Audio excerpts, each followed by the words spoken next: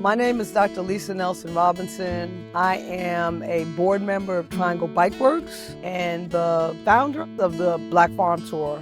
The Black Farm Tour came into being because I wanted adults to have a taste of what the young people of Triangle Bike Works experience when we do our summer excursions. So they discover history, culture, and they have a great time on a bike.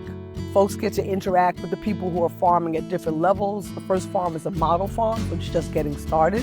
The second farm is a family farm that does a lot of work with young people, so there's alignment with what we do with mentoring young people. And then the last farm is actually Tillery Resettlement, which was a almost 20,000 acre collection of homesteads where 356 Black farmers came from all over the country to settle.